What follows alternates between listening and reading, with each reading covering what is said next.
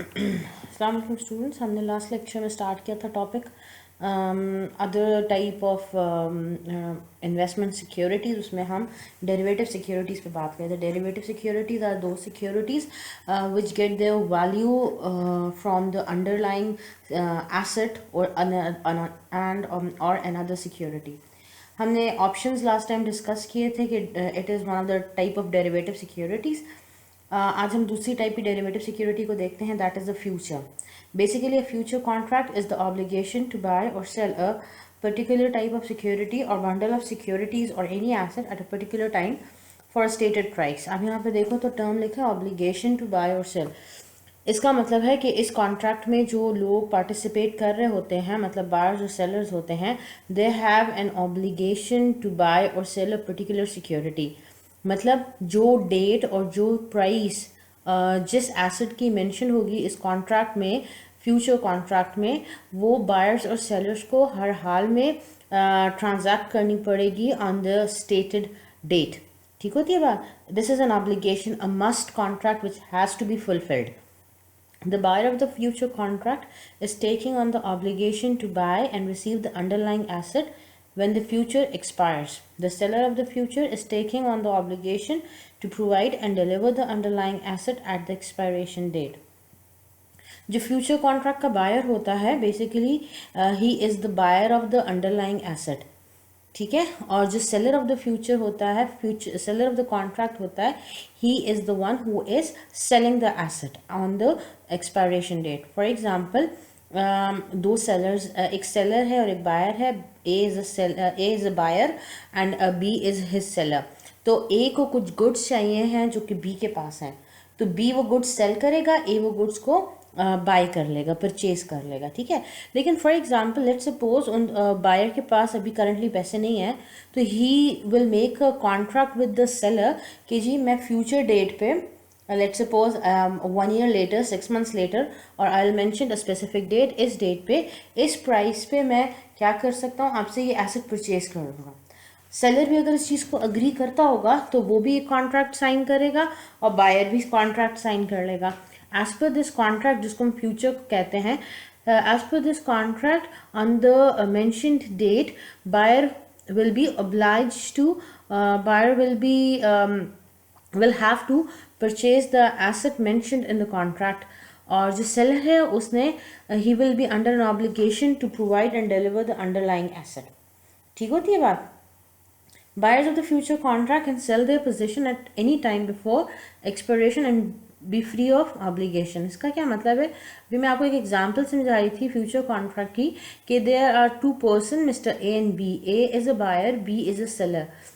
A ने कोई चीज़ purchase करनी है B से और B ने वो एसेट सेल करना है A को।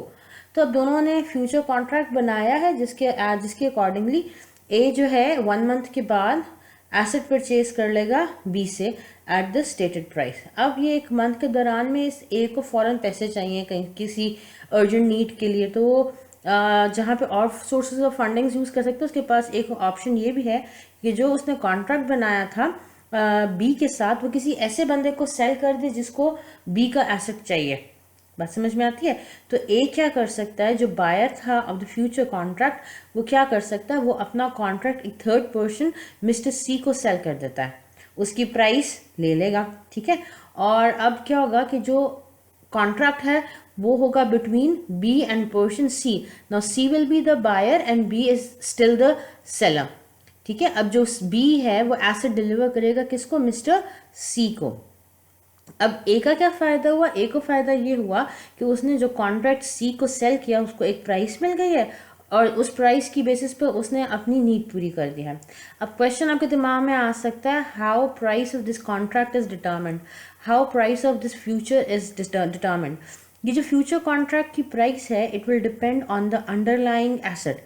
अगर जो अंडरलाइंग एसेट है, मतलब जिस एसेट को ख़रीदने पे, परचेज करने पे ये कॉन्ट्रैक्ट बनाया गया था, फ्यूचर कॉन्ट्रैक्ट बनाया गया था, अगर उस एसेट की डिमांड ज़्यादा है, ठीक है, मतलब ज़्यादा लोग चाहते हैं वो एसेट ख़रीदना, तो जहाँ पे डिमांड ज़्यादा होती है वहाँ प्राइस क्या होती है, वो भी ज़्यादा हो जाती है।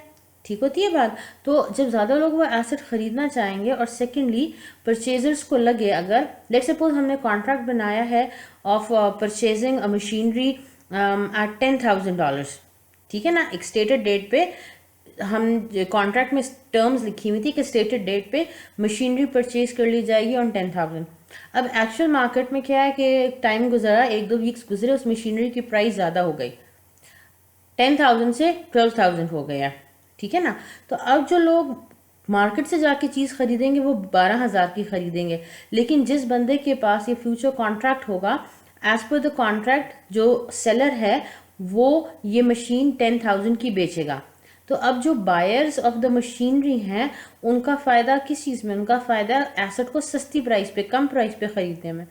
तो अब बायर्स कोशिश क्या करेंगे कि ये कॉन्ट्रैक्ट उनको मिल जाए, क्योंकि जिस बंदे के पास कॉन्ट्रैक्ट होगा उसको ये एसेट 2,000 रुपीज़ कम प्राइस पे मिल जाएगा। इस तरह से इस कॉन्ट्रैक्ट की, इस फ्यूचर कॉन्ट्रैक्ट की डिमांड क्या हुई, इन्वेस्टर्स के लिए ज़्यादा हो गई। जो लोग भी ये एसेट परचेज करना चाहते हैं they will compete for this future contract, क्योंकि इसमें बायर्स का बेनिफिट है। बात समझ में आती है।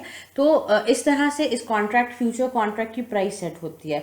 तो जो बायर्स ऑफ द कॉन्ट्रैक्ट होते हैं they can sell these contracts to some other investor, ठीक होती है बात। अभी जो फ्यूचर्स हैं ये एक्सरसाइज किए जाते हैं दो तरीके से, या दो तरह के इन्वेस्टर्स होते हैं जो फ्यूचर डेरिवेटिव या फ्यूचर कॉन्ट्रैक्ट को इस्तेमाल करते हैं। एक टाइप के इन्वेस्टर्स को हम कहते हैं हेजर्स, दूसरों को कहते हैं स्पेक्यूलेटर्स।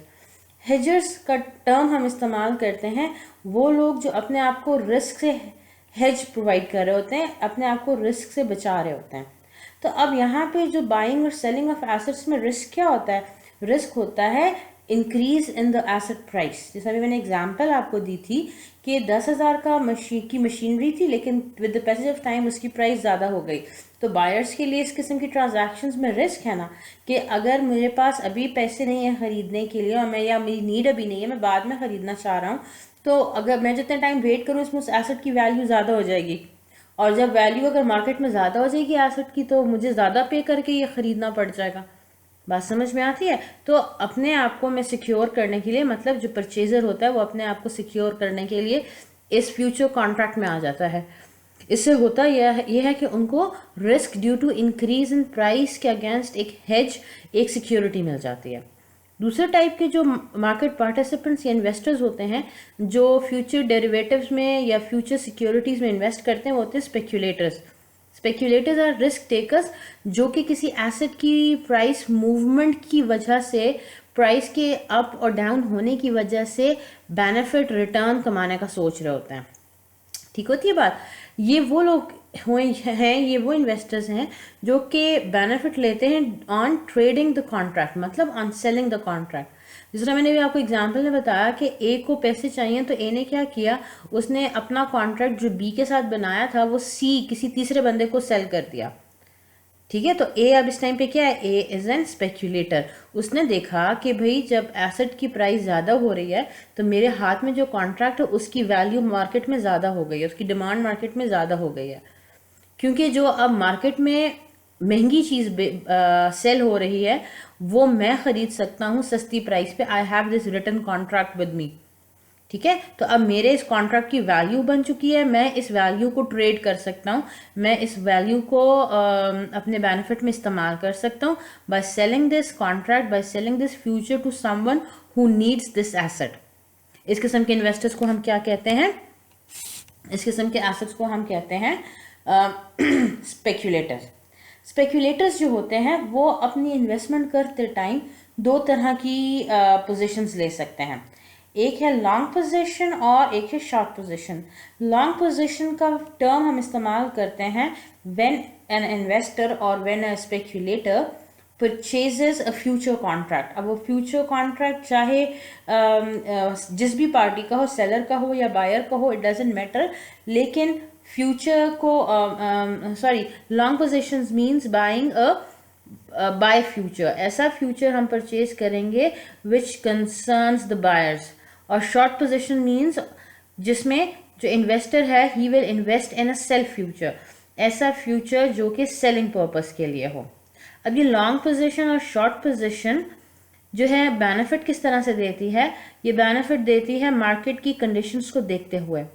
अगर एसेट की प्राइसेस ज़्यादा हो रही हैं, जो कॉन्ट्रैक्ट में प्राइस मेंशन की गई थी उससे ज़्यादा एसेट की प्राइस मार्केट में हो गई है, उस टाइम पे बेहतर होता है कि एक ऐसा फ्यूचर परचेज करना जो कि बाइंग प्राइस को रिस्ट्रिक्ट करता हो। जैसे मैंने अभी आपको एग्जांपल दी थी, ठीक है ना, मैंने एग्जांपल दी कि 10,000 की मशीनरी का हमने कॉन्ट्रैक्ट बनाया था, फ्यूचर साइन किया था कि मिस्टर ए जो है वो 20 से ख़रीद सकता है 10,000 की मशीनरी।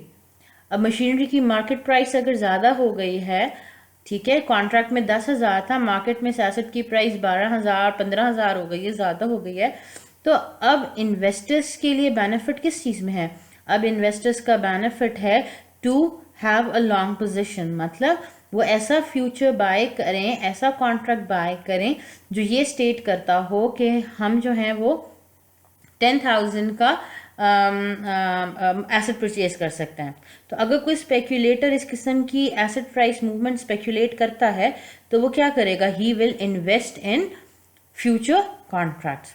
दूसरा बेनिफिट स्पेक्यूलेटर्स ले सकते हैं, अगर प्राइसेस एसेट की डिक्रीज हो रही हों बिलो द ओरिजिनल कॉन्ट्रैक्ट, मतलब कॉन्ट्रैक्ट में मेंशन था 10,000 की मशीनरी सेल की जा सकती करेंगे, लेकिन अगर उनके पास कॉन्ट्रैक्ट आ जाए to sell an asset on 8,000, अब ये सेलर्स के लिए बेनिफिट है उस केस में जब प्राइसेस डिक्रीज हो रही हैं। खरीदने वाले को तो फर्क नहीं पड़ेगा, खरीदने वाला तो मार्केट से जाके खरीद लेगा, उसको तो कॉन्ट्रैक्ट की जरूरत नहीं पड़ेगी, लेकिन हाँ अब सेलर साइड कॉन्ट्रैक्ट की जरूरत पड़ेगी, जो सेलर को ये बेनिफिट दे रही हो कि एसेट वो सेल कर सकता है एट अ लोअर प्राइस। बात समझ में आती है? तो इस टाइम पे हम जो टर्म इस्तेमाल करते हैं वो कहते हैं कि speculators will take a short position, या वो इन्वेस्ट करेंगे इन सेल फ्यूचर्स, ऐसे फ्यूचर जो कि सेलर ने इशू किया होगा। बात समझ में आती है? अच्छा, थेरेटिकली स्पीकिंग जब स्पेक्यूलेटर्स इन्वेस्टमेंट करते हैं इन डेरिवेटिव सिक्योरिटीज, मतलब इन फ्यूचर्स में इन्वेस्टमेंट करते हैं, तो there is no actual change of money, exchange of money when the agreement is made. मतलब जब कॉन्ट्रैक्ट साइन किया जाएगा उस टाइम पे बायर्स और सेलर्स ने कोई पैसे नहीं एक्सचेंज करने। पैसों का एक्सचेंज, गुड्स का एक्सचेंज होता है जब ये कॉन्ट्रैक्ट, जब ये फ्यूचर एक्सरसाइज किया जाता है एट द स्टेटेड डेट, तब होगा कि एक बंदा कोई चीज़ खरीद लेगा और उसकी पेमेंट कर देगा। At the time of agreement ऐसा कुछ नहीं होता। लेकिन अभी जो बायर्स और सेलर्स हैं, ये जो आपस में मीट कर रहे होते हैं, अब किसी को क्या पता भाई, ऐसा तो नहीं है कि अब ये सिक्योरिटी है तो ये तो ट्रेड हो रही होगी स्टॉक एक्सचेंज में, ठीक है। हो सकता है कि जो बायर्स और सेलर्स एक दूसरे को जानते ना, तो how will they get into this agreement? इसके लिए होता यह है कि जिस तरह से आप शेयर्स मार्केट में सेल करते हो, तो एक शेयर का सेलर होता है, एक शेयर का बायर होता है। सेलर बायर को नहीं जानता होता और बायर पर्सनली सेलर को नहीं जानता होता। हमें सिर्फ कंपनी का नाम पता होता, बट वी आर मैं इन्वेस्टर हूँ, मैं buyer of the stock market हूँ, लेकिन मुझे इतना आइडिया नहीं है स्टॉक मार्केट का, मुझे नहीं पता कंपनी कैसा परफॉर्म कर रही है, कैसा परफॉर्म नहीं कर रही है। बात समझ में आती है? तो फिर इसके लिए स्टॉक मार्केट्स को एग्जीक्यूट करने के लिए होता क्या है? होता यह है कि कुछ ब्रोकर्स होते हैं, कुछ एजेंट्स होते हैं जो on behalf of the sellers and buyers market में काम कर रहे होते हैं, ठीक है। वो लोग होते हैं जो मार्केट को, स्टॉक मार्केट को समझते होते हैं, उसको डील करना जानते होते हैं। तो बिल्कुल वैसे ही ये जो फ्यूचर भी ट्रेड होते हैं, ये भी होते हैं थ्रू ब्रोकर्स। तो होता एक्चुअली ये है कि जिसने कॉन्ट्रैक्ट बनाया होता है, जो सेलर होता है वो भी ब्रोकर हायर करता है, जो परचेजर्स होते हैं कॉन्ट्रैक्ट वो भी ब्रोकर हायर करते हैं, ठीक है। और ब्रोकर्स अपने अपने ब्रोकर के पास कुछ इनिशियल प्राइसेस सेट कर देते हैं, ठीक है, वो अपनी प्राइसेस कुछ सेट कर देते हैं, नॉट प्राइस बट डिपॉजिट करते हैं, कुछ कैश डिपॉजिट कर देते हैं, ठीक है। वो कैश डिपॉजिट इसलिए कर रहा है क्योंकि ब्रोकर उनके बिहाफ पे ये ट्रांजैक्शन एग्जीक्यूट करेगा। तो सिक्योरिटी के तौर पे एक इनिशियल डिपॉजिट कर दिया जाता है, जिसको हम मार्जिन डिपॉजिट भी कहते हैं, मार्जिन भी कहते हैं। अब जिस तरह टाइम गुजरता है और कॉन्ट्रैक्ट्स की प्राइसेस कम या ज़्यादा होती हैं, उस लिहाज से जो ब्रोकर्स होते हैं वो एक्स्ट्रा मार्जिन चार्ज कर लेते हैं अपने इन्वेस्टर्स के ऊपर, चाहे वो बायर हो या सेलर हो। इन्वेस्टर हम जनरली टर्म इस्तेमाल कर रहे हैं दोनों के लिए। तो जब कॉन्ट्रैक्ट की डिमांड ज़्यादा होगी, जिस भी किस्म के कॉन्ट्रैक्ट की डिमांड ज़्यादा होगी, ब्रोकर जो है वो अपने रिस्पेक्टिव इन्वेस्टर से एक्स्ट्रा मार्जिन कॉल कर लेगा कि भाई अब जैसी डिमांड ज़्यादा हो गई है, कम हो गई है, now we have to maintain this margin, ठीक है ना। तो इसको जो बाद में एक्स्ट्रा जो इन्वेस्टर्स अपने ब्रोकर के पास पैसे डिपॉजिट करते हैं उसको हम मेंटेनेंस मार्जिन कहते हैं।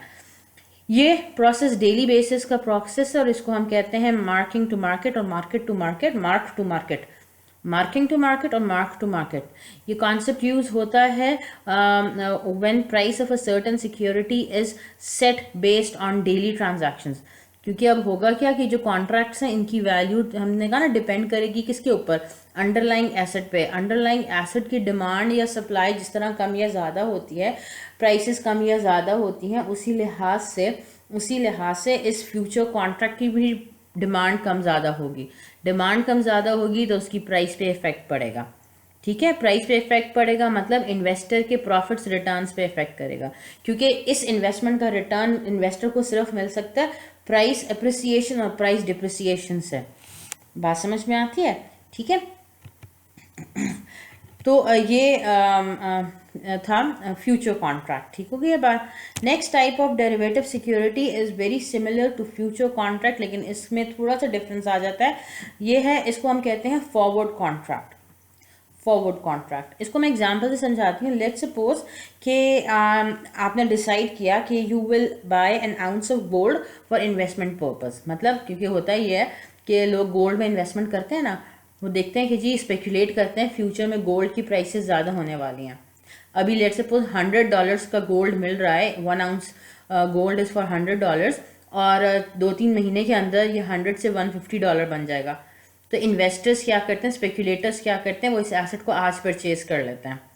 आज परचेज करेंगे $100 पे, कुछ दिनों के बाद, कुछ महीनों के बाद इसको सेल करेंगे $150 पे। तो 100 और 150 का डिफरेंस कितना है, $50 is the profit on this transaction. तो उसी तरह का सिनेरियो है। आपको लगा कि जी अगर आप आज गोल्ड परचेज करते हो तो आपने उसके लिए पे करने हैं $345 पर आउंस।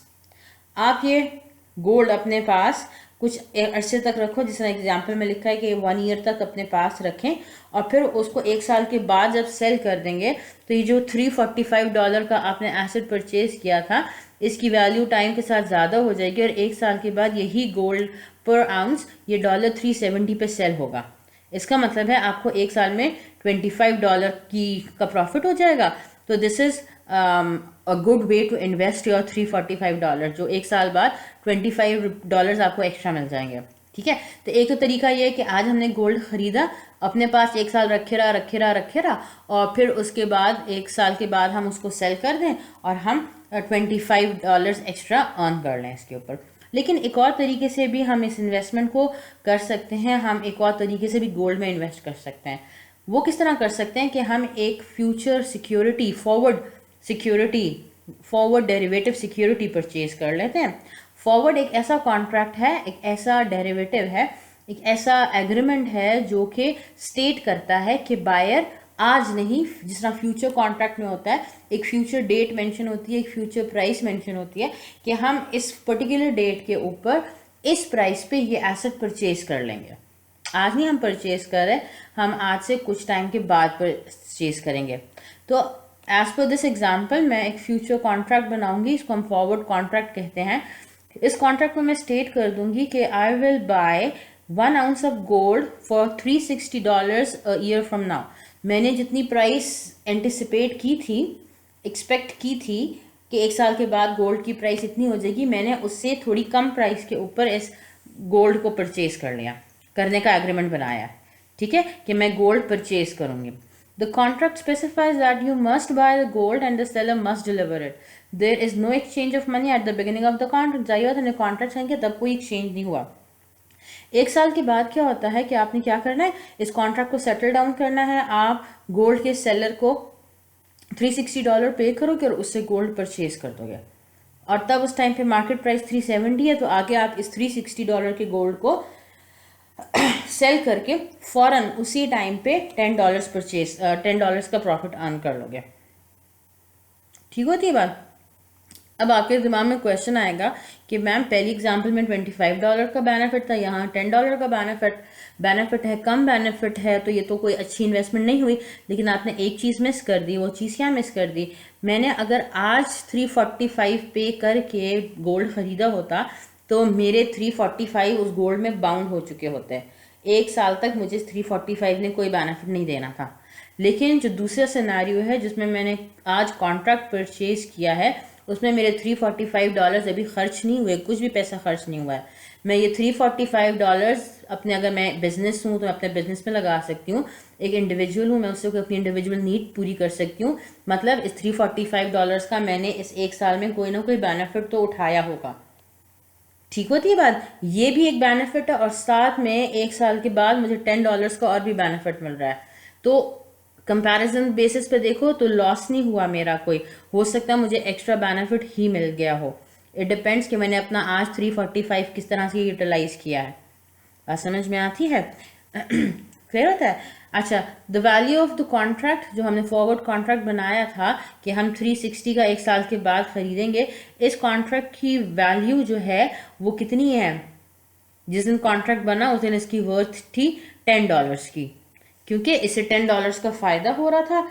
ये कॉन्ट्रैक्ट किसी के भी पास हो उसको $10 का फ़ायदा मिल जाएगा, इसलिए इसकी वैल्यू $10 थी। लेकिन जिस तरह से गोल्ड की प्राइसेस कम या ज़्यादा होंगी, उसी तरह से इस कॉन्ट्रैक्ट की वैल्यू भी कम या ज़्यादा होगी। Hints it is a derivative security.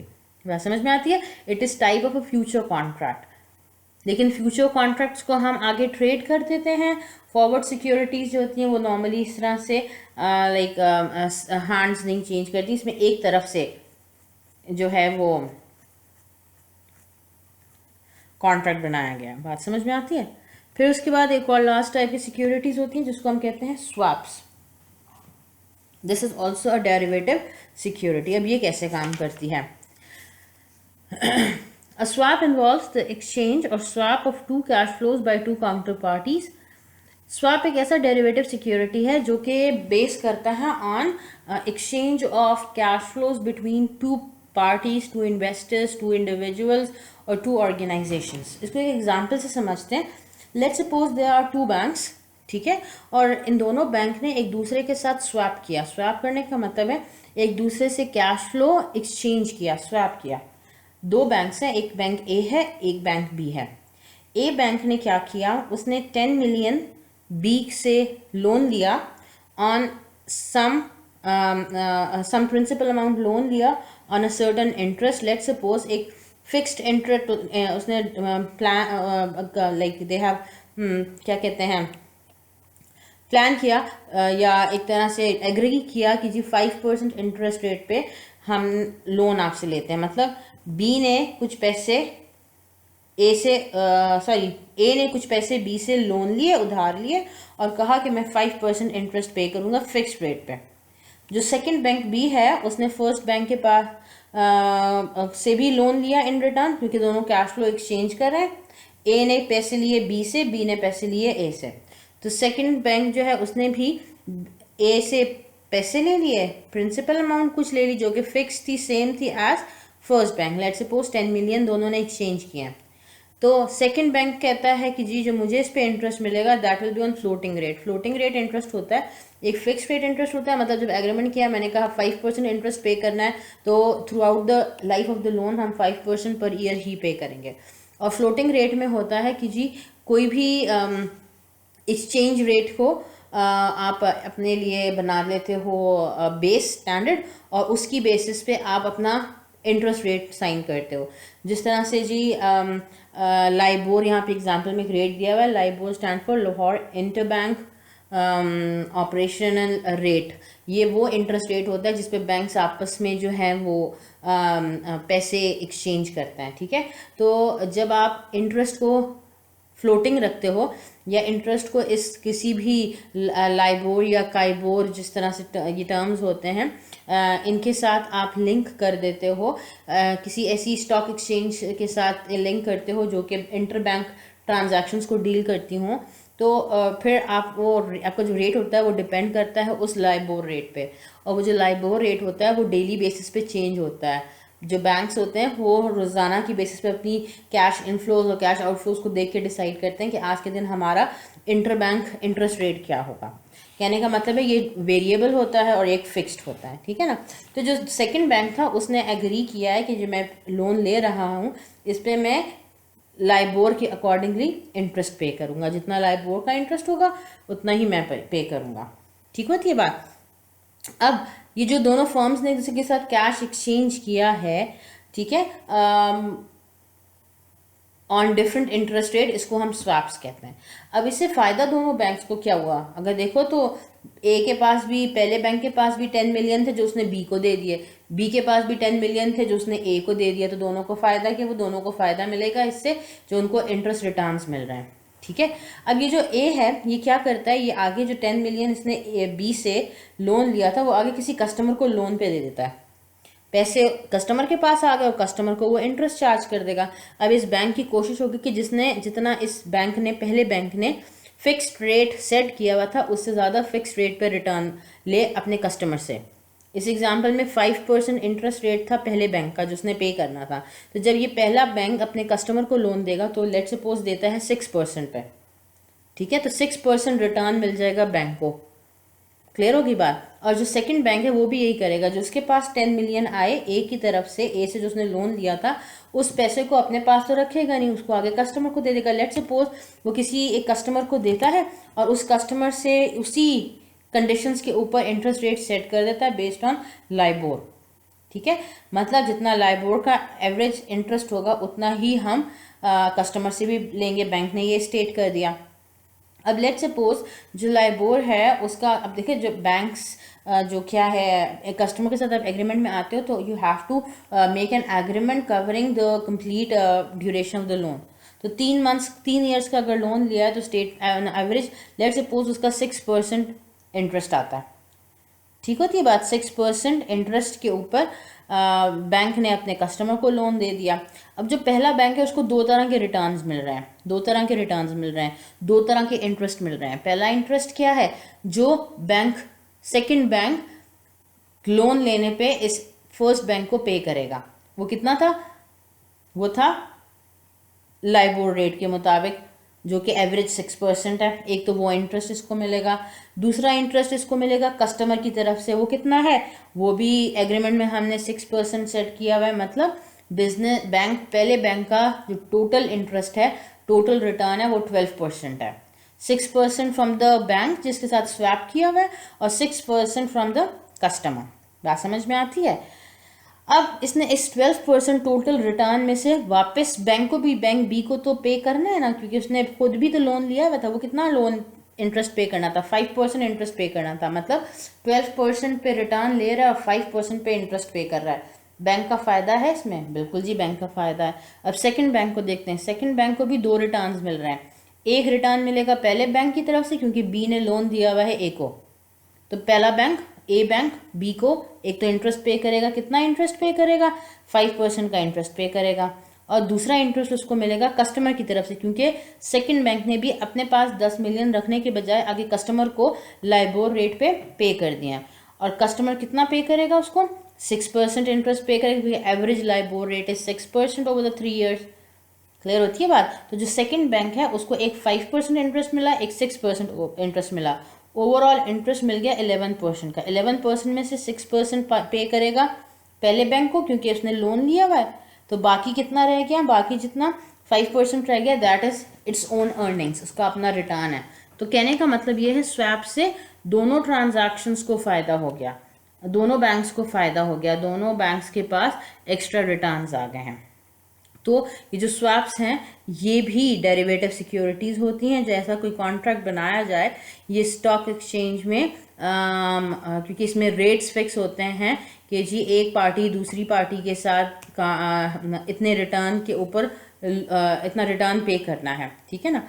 इसको भी हम डेरिवेटिव सिक्योरिटीज़ की कैटेगरी में लाते हैं, मगर इतना ज़्यादा पाकिस्तान में नॉर्मली यूज़ नहीं होती हैं, but just to give you a general idea on swaps.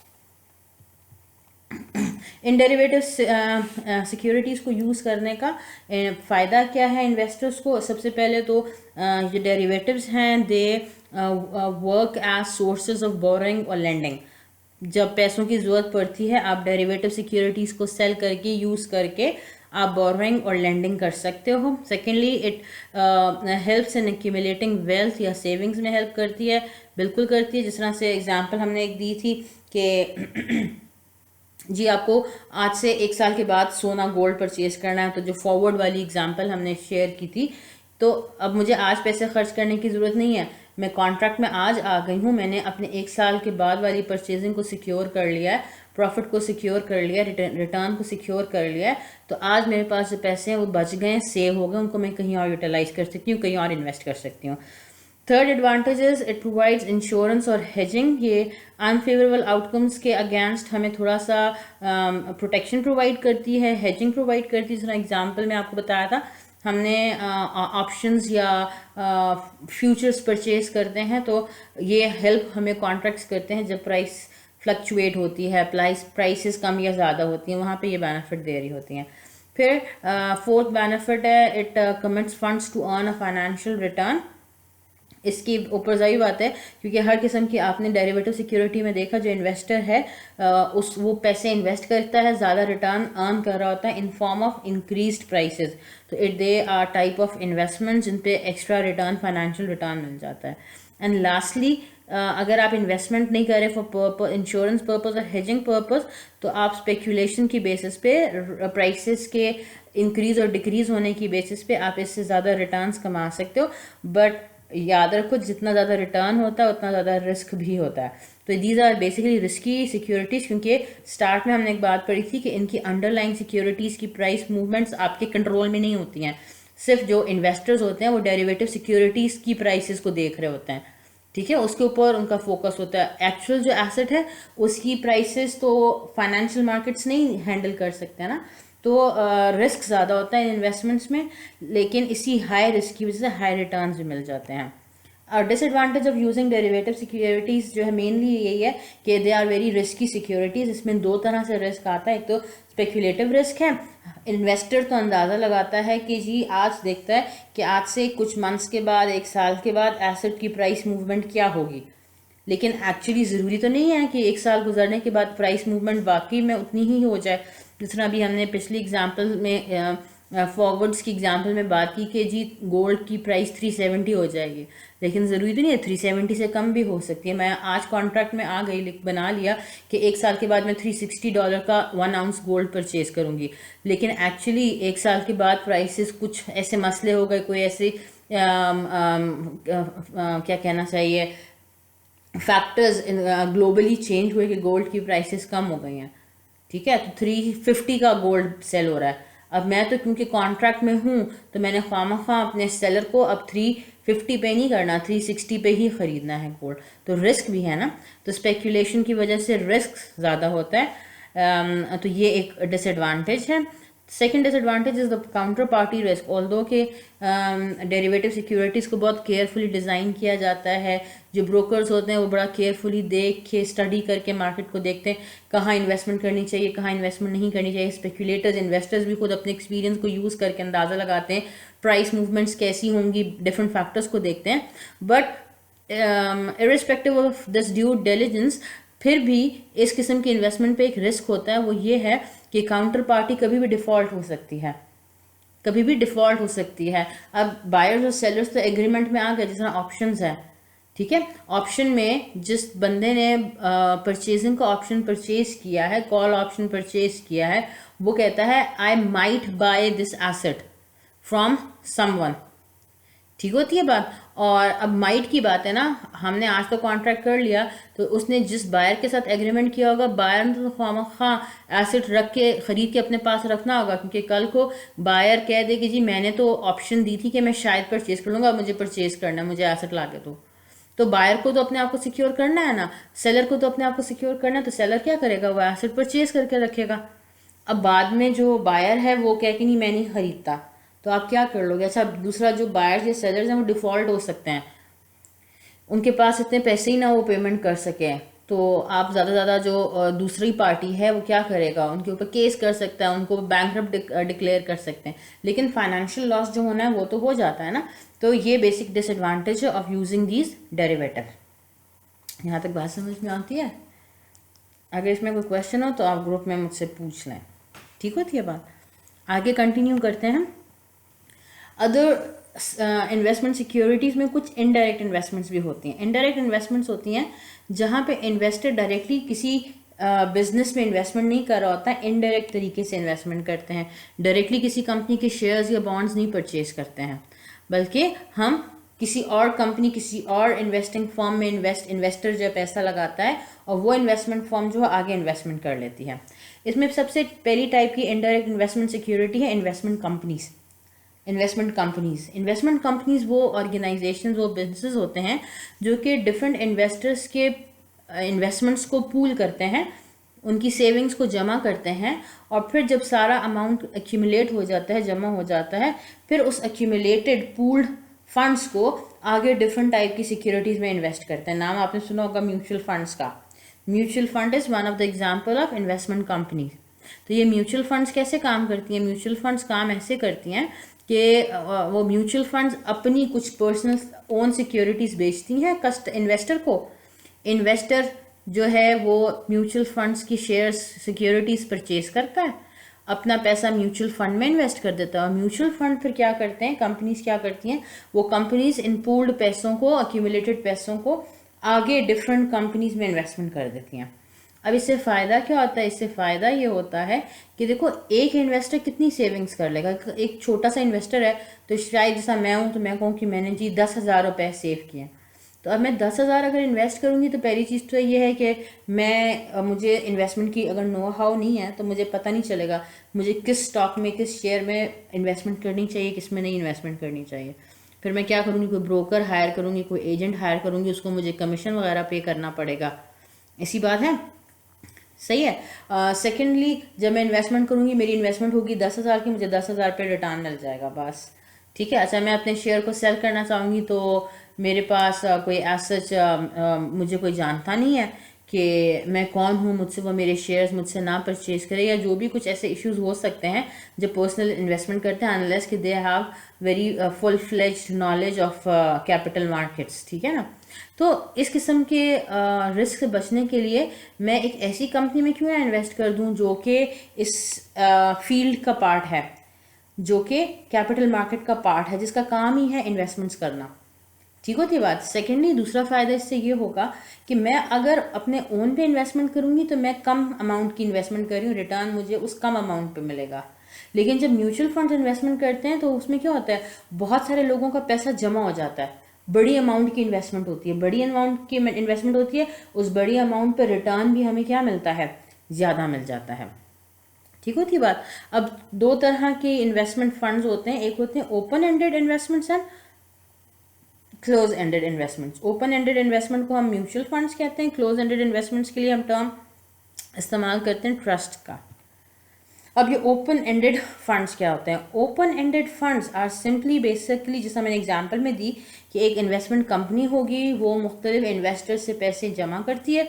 पैसे जमा कैसे करती है? अपनी म्यूचुअल फंड की सिक्योरिटीज़ को उन पे सेल करेगी, उनसे जो प्राइसेस लेगी वो अपने पास इन्वेस्टमेंट के तौर पे रख लेगी, ठीक है। उसमें आप म्यूचुअल फंड में इन्वेस्टमेंट कर लेते हो, ठीक है। फिर जब सारे पैसे पुल अप हो जाते हैं उसके बाद वो इन्वेस्टमेंट फर्म क्या करती है, म्यूचुअल फंड कंपनी क्या करती है, वो उन पैसों को जमा करके आगे किसी भी कैपिटल मार्केट की सिक्योरिटी में इन्वेस्ट कर देती है। बॉन्ड्स परचेज कर सकते हैं, शेयर्स परचेज कर सकते हैं, डेरिवेटिव्स में इन्वेस्टमेंट कर सकते हैं, जो उनको अट्रैक्टिव लगता है उसमें इन्वेस्टमेंट कर देते हैं, ठीक है। जो ओपन एंडेड फंड्स, अच्छा क्लोज एंडेड फंड्स भी हैं, लेकिन में थोड़ा सा डिफरेंस है।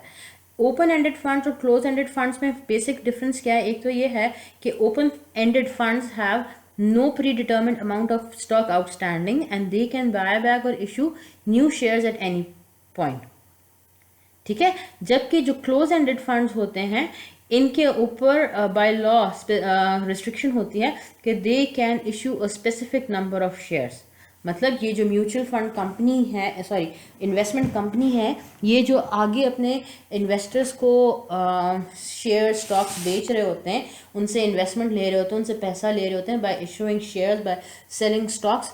तो जो ओपन एंडेड फंड्स होती हैं, जो ओपन एंडेड इन्वेस्टमेंट कंपनीज होती हैं, उनके ऊपर कोई रिस्ट्रिक्शन नहीं होती as to number of shares जो कि वो अपने इन्वेस्टर को किसी भी टाइम सेल कर सकते हैं।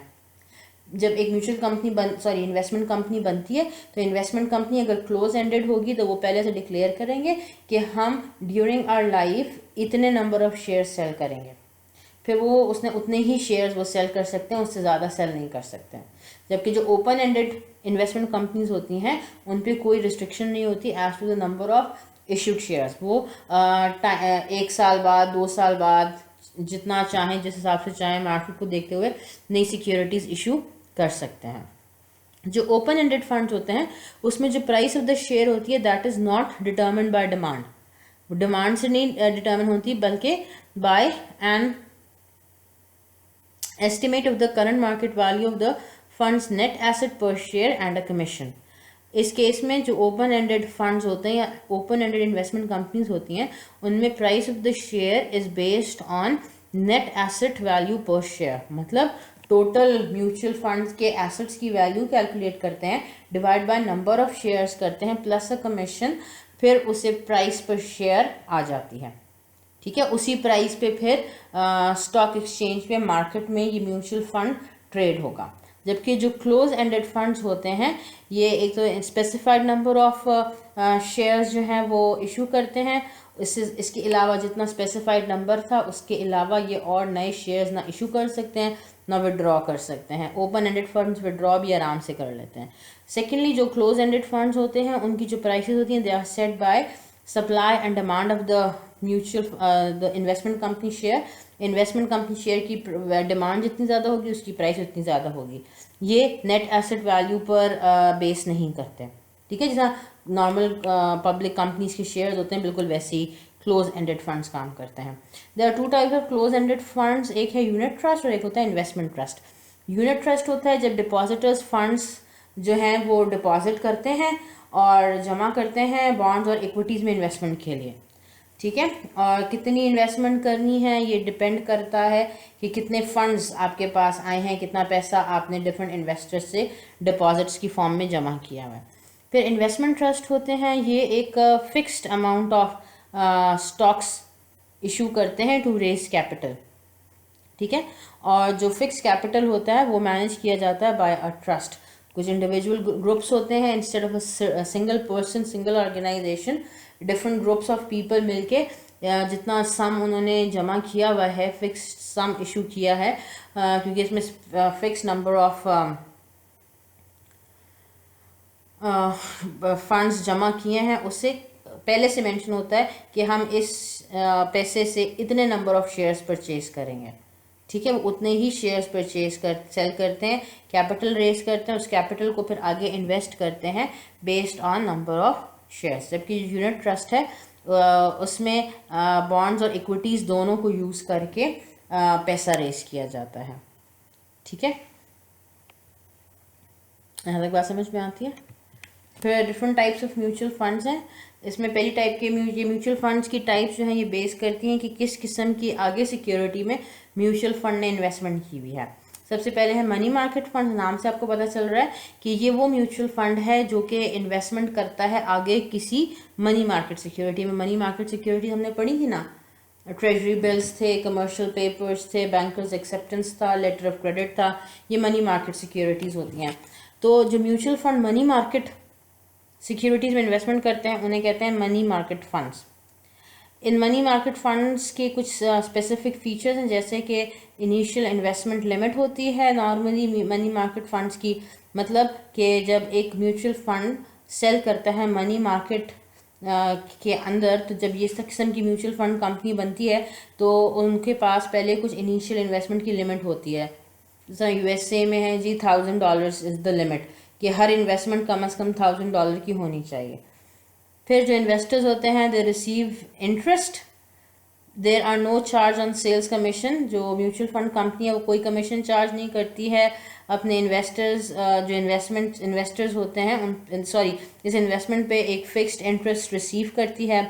और जो म्यूचुअल फंड कंपनी है it can withdraw funds from the market without penalty and इस किस्म की इन्वेस्टमेंट्स पे ज़्यादा रिटर्न मिलते हैं as compare to savings account, मतलब अगर मैंने मनी मार्केट फंड्स में इन्वेस्टमेंट करनी है, इन्वेस्टर ने इन्वेस्टमेंट करनी है, तो उसको पहले तक इनिशियल डिपॉजिट एक लिमिट, कम से कम इतने पैसे डिपॉजिट करने चाहिए, ज़्यादा जितने भी कर सकते हैं, लेकिन कम से कम इतनी लिमिट का मतलब जो एक लिमिट मेंशन होती है हर मनी मार्केट फंड्स की, उतनी लिमिट का कम से कम इन्वेस्टमेंट ज़रूर होनी चाहिए इन्वेस्टर की तरफ से, ठीक है।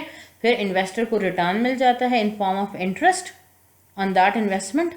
फिर जो इन्वेस्टर है वो कोई सेल्स कमीशन चार्ज नहीं करता, उसकी जो भी ट्रेडिंग है उस पर कोई कमीशन नहीं होता।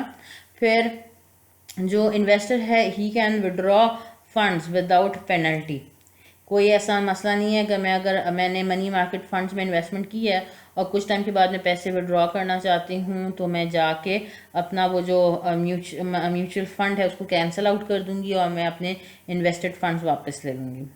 ये जो मनी मार्केट फंड्स होते हैं ये मोर रिटर्न्स दे रहे होते हैं as compare to saving account, which is saving account होता है, फिक्स डिपॉजिट्स जो होते हैं हम इनको डिस्कस कर चुके हैं पहले भी। सेविंग अकाउंट से फिक्स डिपॉजिट होते हैं जो कि इन्वेस्टर पैसे रख देता है और उसके ऊपर एक फिक्स रिटर्न मिलता है after a certain period of time. जो मनी मार्केट फंड्स होते हैं ये कंपैरेटिवली सेविंग अकाउंट से ज़्यादा रिटर्न्स दे रहे होते हैं, इसलिए investor money market mutual funds में इन्वेस्टमेंट करते हैं। फिर बॉन्ड्स फंड्स होते हैं, बॉन्ड फंड्स होते हैं, नाम से आपको पता चल रहा होगा कि वो म्यूचुअल फंड्स हैं जो कि आगे इन्वेस्टमेंट कर रहे होते हैं डिफरेंट टाइप्स के बॉन्ड्स में। क्लियर होती बात।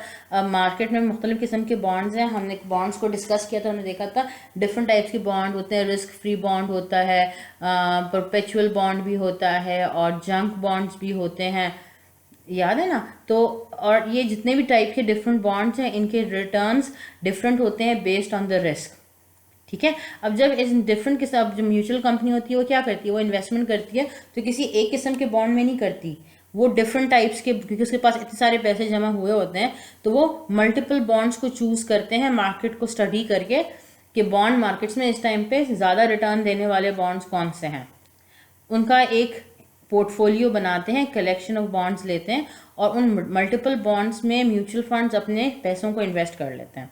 इससे इन्वेस्टर का फ़ायदा ये होता है कि इसको रिलेटिवली हायर रिटर्न मिल जाता है और उसकी इन्वेस्टमेंट ज़रा लेस रिस्की हो जाती है। क्यों रिस्कीनेस कम होती है, क्योंकि अब जो उसको रिटर्न्स मिल रहे हैं वो सिर्फ एक किस्म के बॉन्ड से नहीं मिल रहा है, मल्टीपल किस्म के बॉन्ड से मिल रहे हैं।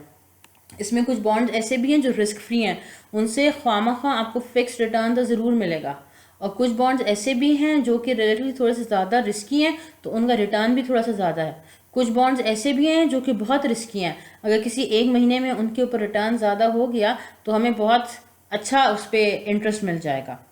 बात समझ में आती है। तो mutual funds, bond mutual funds में रिलेटिवली हायर रिटर्न और लेस रिस्की होते हैं as compare to investment in a individual bond. फिर म्यूचुअल फंड्स की एक और टाइप है कॉमन स्टॉक फंड्स। नाम से आपको पता चल जाएगा कि जी ये वो म्यूचुअल फंड है जिन्होंने इन्वेस्टर से पैसा जमा करके इन्वेस्ट की है आगे कॉमन स्टॉक में, ठीक है। अब इसका फ़ायदा क्या है, एक स्मॉल इन्वेस्टर्स के लिए बेनिफिट ये होता है कि इनके पास ऑप्शन होता है ऑफ डाइवर्सिफिकेशन। याद है हमने फाइनेंशियल मैनेजमेंट में डाइवर्सिफिकेशन पढ़ा था। डाइवर्सिफिकेशन होती है decreasing risk by making a portfolio और collection of different type of stocks और शेयर्स, ठीक है।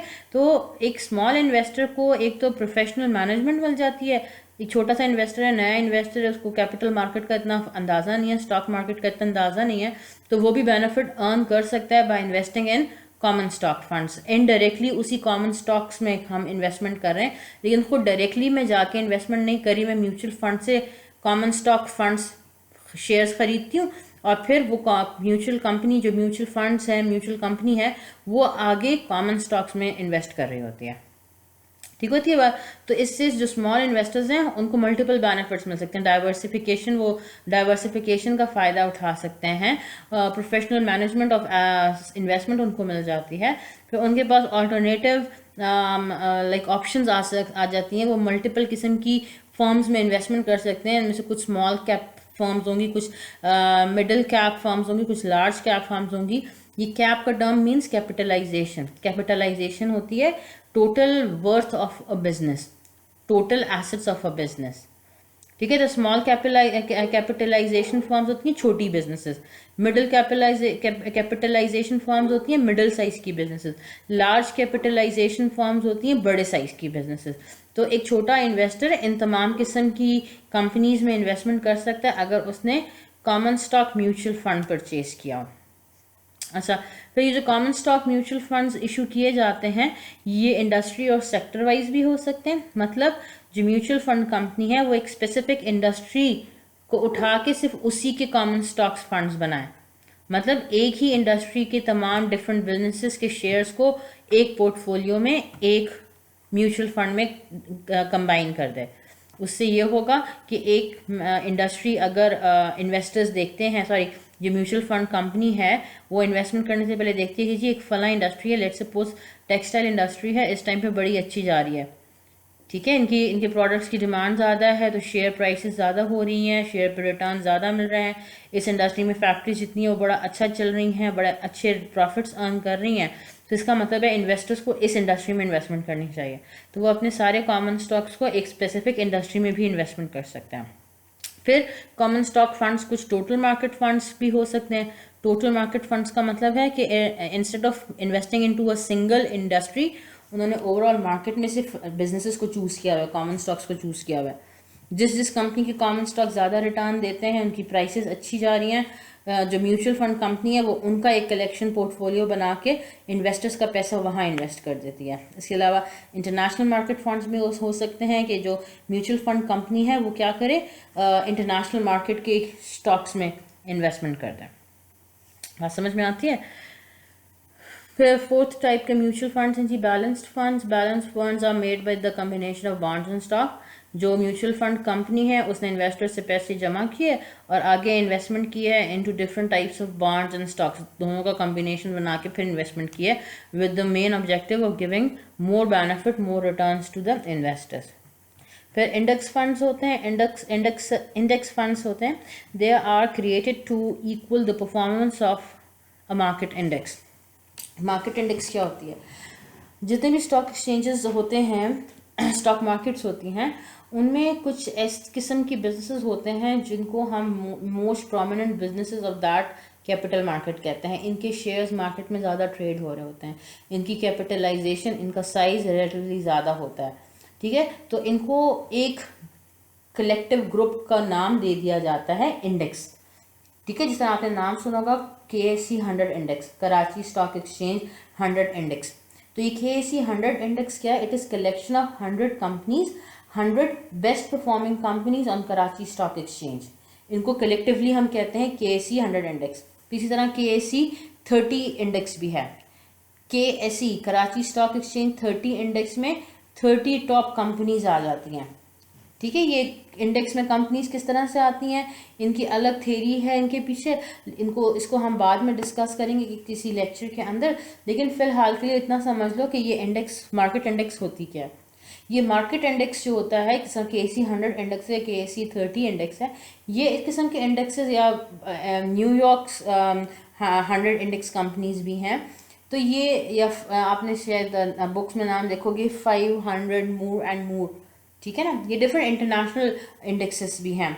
ये बेसिकली नाम दे दिया जाता है, कलेक्टिव नाम दिया जाता है उन कंपनीज को जो किसी भी कैपिटल मार्केट में बहुत अच्छा परफॉर्म कर रही होती हैं, बेस्ट परफॉर्मिंग कंपनीज होती हैं जो कि ओवरऑल उस कैपिटल मार्केट को रिप्रेजेंट कर रही होती हैं। इनको हम कहते हैं ये मार्केट इंडेक्स हैं।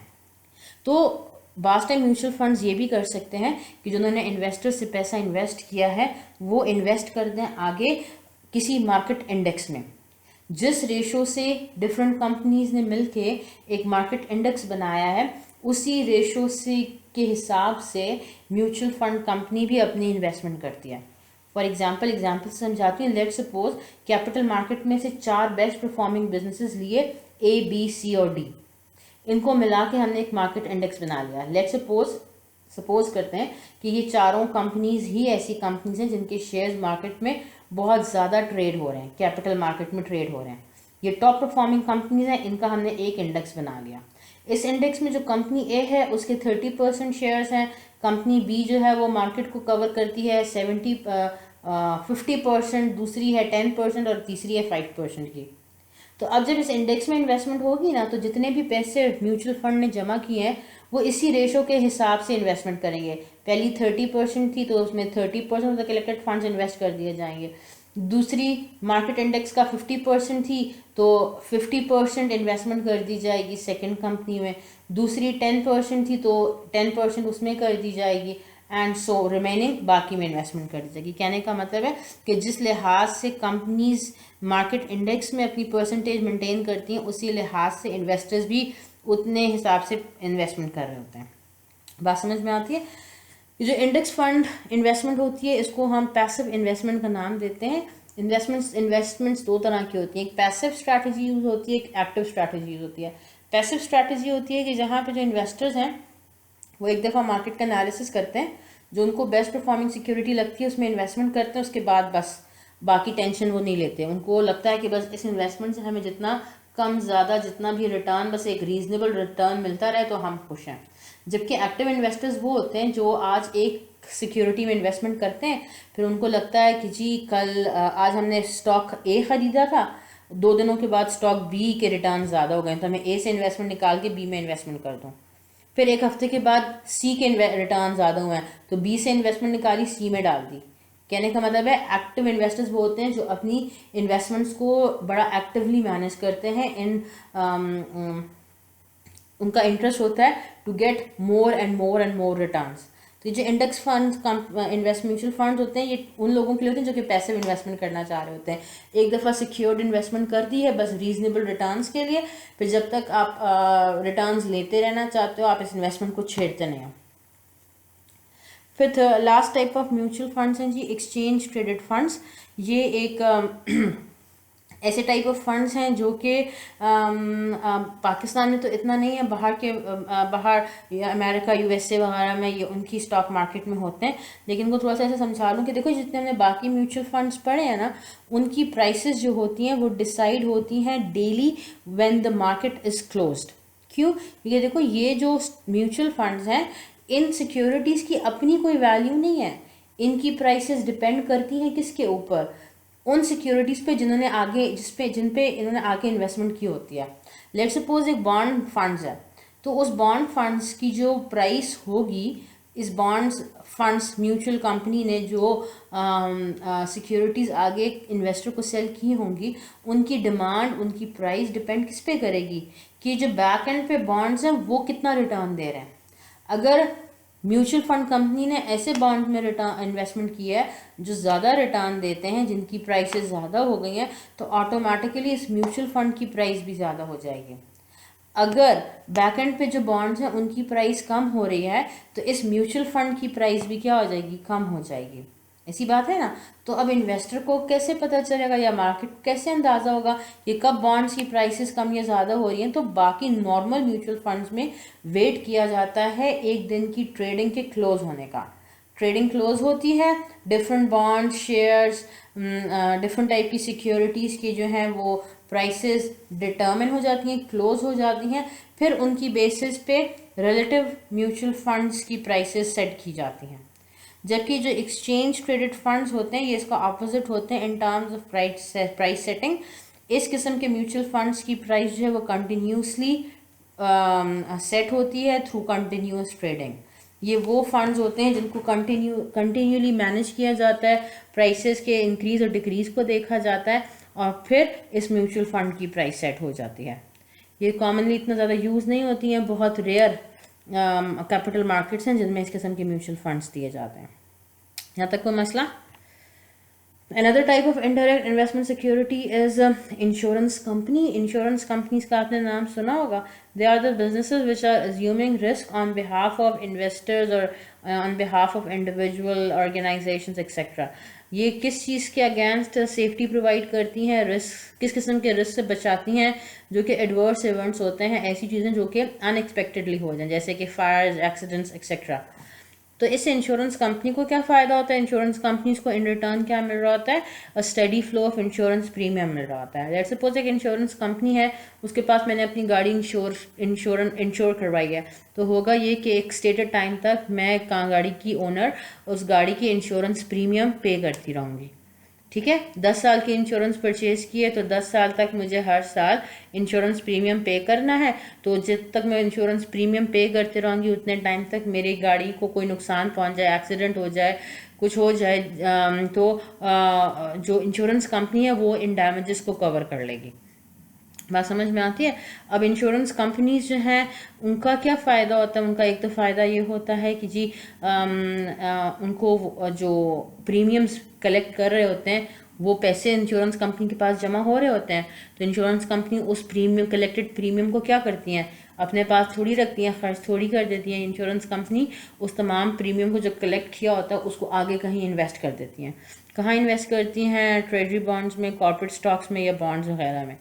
और इवन देखिए इन्वेस्ट इन रियल स्टेट, ठीक है ना, रियल स्टेट होते हैं जो ज़मीनें वगैरह, प्रॉपर्टी वगैरह, ये रियल स्टेट है, इसमें भी इन्वेस्टमेंट कर देते हैं।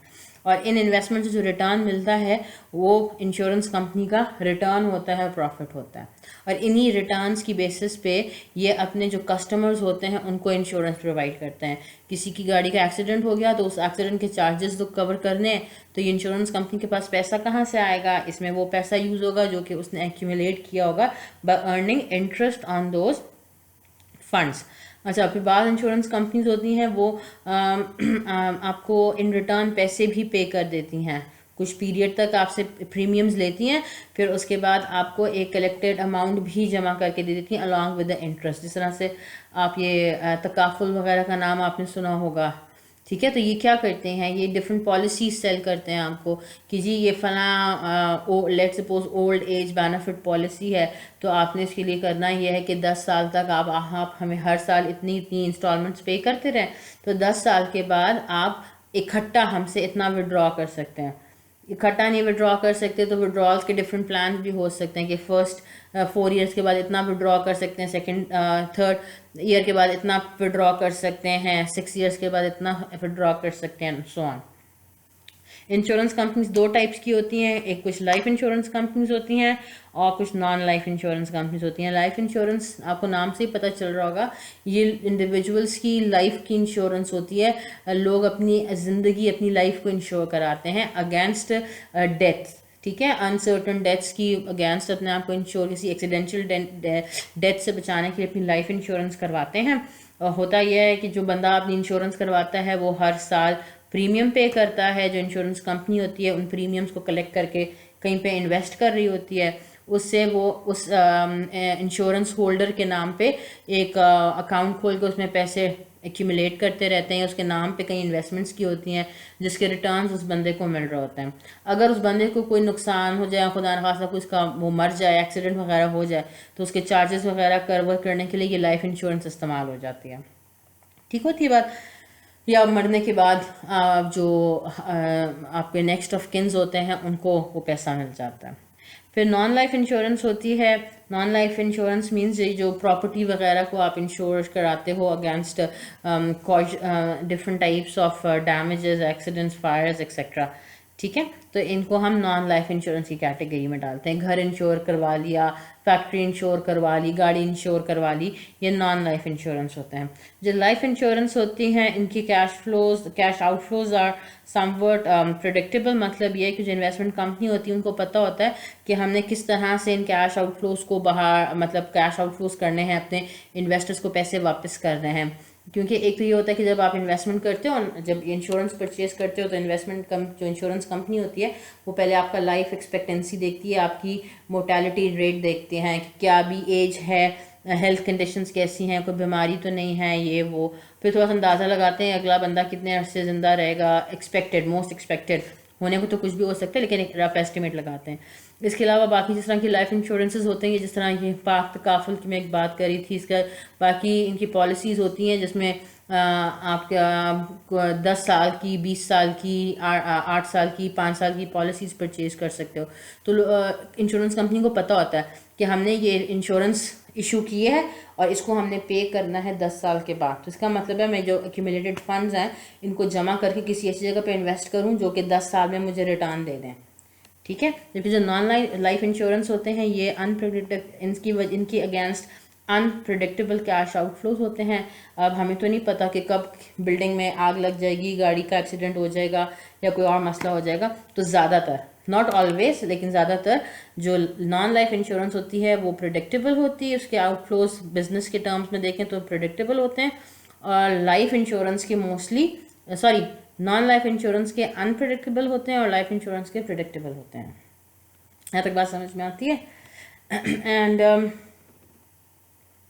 फिर हैं जी pension funds. Pension funds are an asset pool, नाम सुना होगा आपने, that accumulates over an employee's working years and pays retirement benefit during the employee's non working year. Pension funds भी टाइप ऑफ इन्वेस्टमेंट्स होती हैं। इसमें हम जो लोग होते हैं वो अपनी रिटायरमेंट के बाद के टाइम को सिक्योर करने के लिए अपनी सैलरी में से कुछ पैसे काटते रहते हैं, जमा करते रहते हैं पेंशन फंड्स के पास। पेंशन फंड कंपनी जो होती है वो एम्प्लॉयज़ की सैलरीज में से ये जो सेविंग्स होती हैं, जो पैसे काट रहे होते हैं, इनको जमा करके इनको कहीं इन्वेस्ट कर देते हैं। कहाँ इन्वेस्ट करते हैं?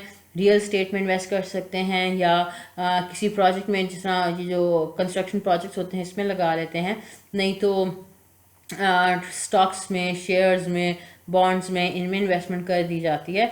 और फिर रिटायरमेंट पे जो एम्प्लॉय होता है उसको बेनिफिट मिल जाता है in form of increase returns. जितना उसने पैसे डिपॉजिट किए होते हैं वो भी मिल जाते हैं और साथ में उस डिपॉजिटेड अमाउंट पे जितना इंटरेस्ट अर्न किया होता है वो भी मिल जाता है। ठीक है, यहाँ तक बात समझ में आती है।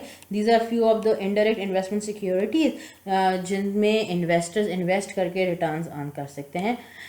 यहाँ तो कोई मसला, कोई क्वेश्चन हो तो काइंडली ग्रुप में पूछ लीजिएगा। ओके जी, थैंक यू।